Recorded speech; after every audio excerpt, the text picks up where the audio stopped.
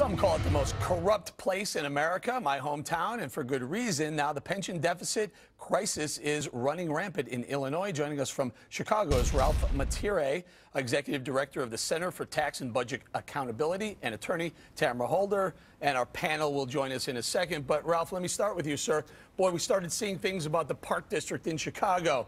So, some people making $400,000 or $500,000 in pension working for the Park District. We talk about Pat Quinn, the interim governor, raising, how about this, 43 salary raises to staffers in the last 15 months, meanwhile trying to cut the state of Illinois budget. What's going on in Illinois? Crook County, is it Crook County? Well, you know, what we've had going on in Illinois is a travesty for decades. We've had politicians kick the can down the road, and these are both Democrats and Republicans, quite frankly, on their responsibility to fund the pensions. So they grew what is now the largest unfunded overall state pension liability in the entire country, and they grew it by intentionally not making the contributions they owe to the system and instead using that revenue to fund services. Now the bills are due. It's horrible. We have a crisis at the state, local levels, and there's really no way out of it that's easy and doesn't involve a lot of pain for both taxpayers and for those who depend on services. Hang in there, Tamara. I'm going to go to you.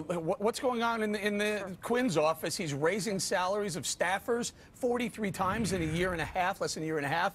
Meanwhile, trying to cut the budget. Sounds like, hey, what's good for you is not necessarily good for me, or I'll take two, you guys get one.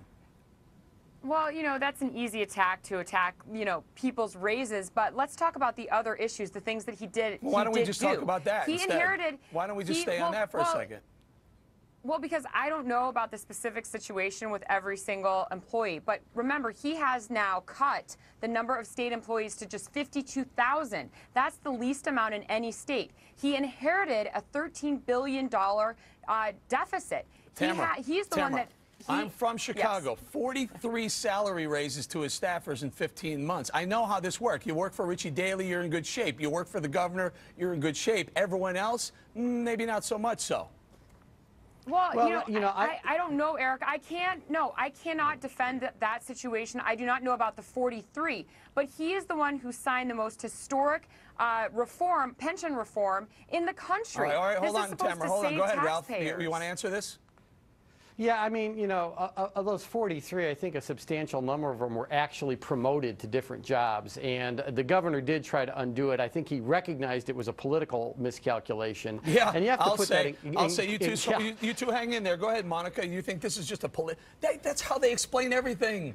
It was a political miscalculation. Yeah, right. How about this? You know it's corrupt. It's fraud. It's BS. And you know what this looks like? Politics as usual. And we have a very unique moment happening in America now, whether it's in Illinois or Washington, D.C., where the American people are saying, stop this. We don't want this anymore. This is pure corruption. This is a rape of the public trust. We don't want you spending. And you know what? You have the citizenry now in the United States not wanting their entitlements. Don't expand entitlements to me until you get this fiscal house in order, whether it's the local level, the state level, or the federal level. Let me hear it, Tara. How can you defend this kind of junk, garbage? Well, I first of all support, even though I'm, you know, obviously not going to throw my party under the bus, I do support freezes across the board at the states that are encountering these difficult situations with their pensions. So I do think that... So you like Christie, what Monica pointed out earlier, you like Chris Christie's idea of freezing pensions, or even having a teacher say, you know what, I'm willing to freeze and maybe kick in 1% for my benefits? I do think so. I think that all of the governors, all of our elected officials need to be asking everyone to sacrifice. My concern, though, with Chris Christie and some of the elected officials, they're asking certain people to sacrifice. I think it needs to be shared sacrifice across the board. A wonderful thing is happening right now. Hang on, Tamara. Hang on. A wonderful thing is happening right now. 2012 is not the end of the world. A frequency is rising now on the planet. People are getting busted left and right, and all of us are having the guts to go up and say, that's wrong, don't rip us off anymore. It's a government of the people, for the people. We're not going to stand it anymore. Tamara, where are you? Go ahead. It's government of the people, for the people. What's of the people and for the people when it's, if you work for the governor or Richie Daley, you're okay? Okay, well, aside from that issue, which I cannot defend, I don't know enough about that. But the other thing is that aside from pension freezing, we have pension spiking going on. Yeah. We have Governor Quinn. He's the one who actually said no more pension spiking, and so now what these local municipalities are doing is as of right now. He said no more. Go ahead, John. Aside from the He issue, said that no is more. the issue Hang you on, brought hang on. up. Go ahead, John. I'm not